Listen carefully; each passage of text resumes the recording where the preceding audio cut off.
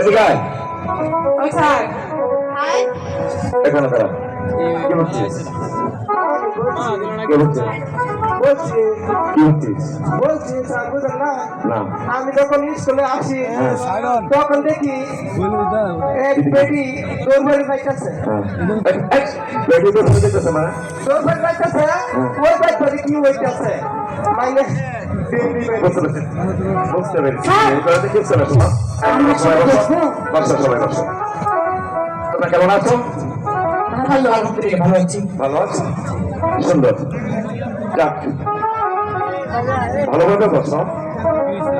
Sir স্কুলের বেঞ্চি ভিজা কিরে তোর দৃষ্টি কোথায়? আমি কি বলছি? আমি কি বলছি?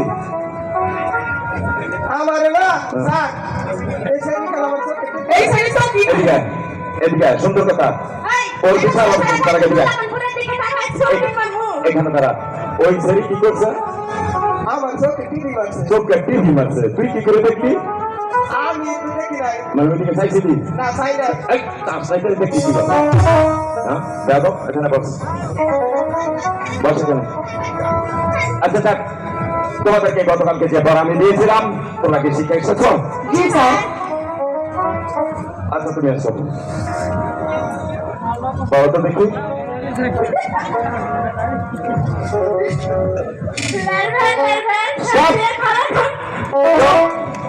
এই এরপর তোমাকে কে দিয়েছে? চন্ড দিয়েছে ওকে নাম করে নিয়ে আসো।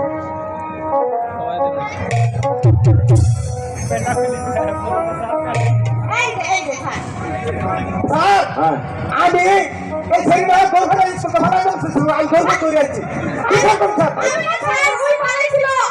ও পালিয়ে যাচ্ছিল ওর বিচার করবো ঠিক আছে তাহলে তুমি বসো তুমি তো নির্দোষ তাই না তাহলে তোমার কিন্তু আগে সত্যি হবে। এই যাদব ওই পড়া ওই মেয়েটাকে কে দিয়েছে? এ ছেলে কোন রে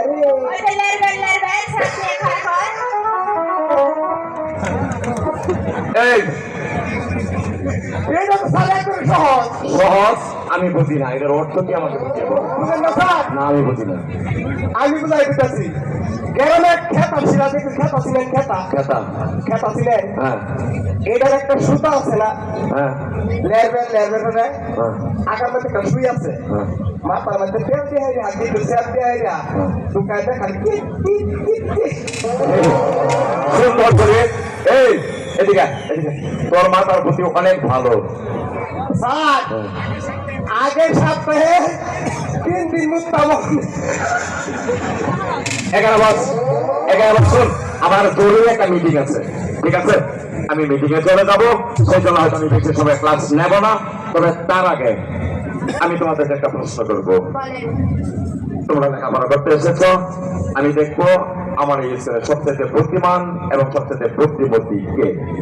এখন তোমরা বলবে আমি প্রশ্ন করছি কোন জিনিসটা গাছে হয় সবুজ বাজারে নিলে হয় কালো আর যদি বাড়িতে বা দোকানে নিয়ে যাও সেটা হয় লাল? পারিস? ইয়েস বলতো দেখি। এটা তো আমি পারি বল। এটা একটা ব্যাপারই না আচ্ছা বলতো কি কি আমি এটা তো পারি বাপ খালি করে পারি পারি বল নাকি?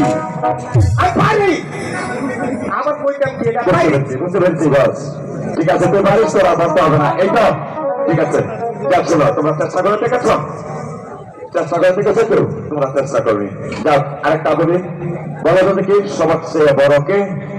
আমি এই বেয়াদব তোকে বলিনি আমি তোকে বলিনি এই বেয়াদব কি কর এখানে বস এখানে বস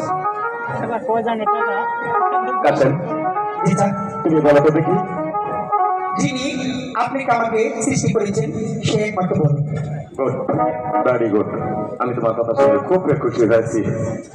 শোনো যেহেতু আমি সময় দিতে পারবো না আর এর আগের যে প্রশ্নটা আমি তোমাদেরকে করেছিলাম সেটার উত্তর আমি তোমাকে দিয়েছি সেটা হলো তাৎক্ষণিক উত্তর দেবে সেটা হলো চা পাতা চিনো?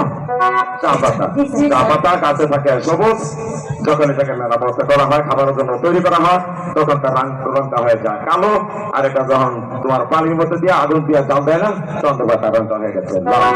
ঠিক আছে?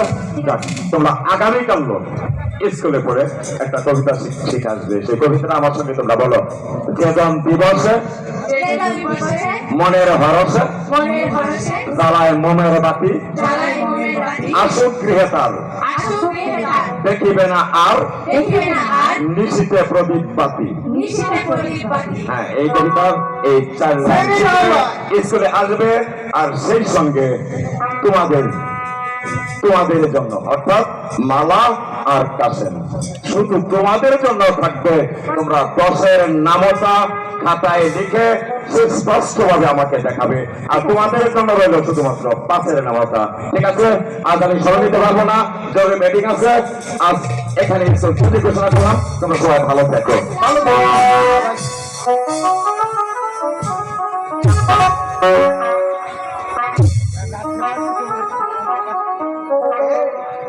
এই শোনো, আমাকে বলছো হ্যাঁ, আরে তুই যে কোনো কাজের মধ্যে ডিস্টার্ব করিস, তোকে না ওকে হালাল লাগে কোনো জায়গাতে শান্তি পাই না, বুঝছো? এটা যে কি জিনিস, বুঝছো? খালি তুই এই জায়গায় দাঁড়া, তোকে বলছে আমি পরে সে তোকে বলবো। দেখ যা যা, এ মা, না, সত্যি বলবো, এ মালাবো, বললাম তো তোকে বলবো। আরে এটা কাল যাবে না, আচ্ছা তুই যা, আর তুমি ডাক দিলে আরে যা না, যা। ইস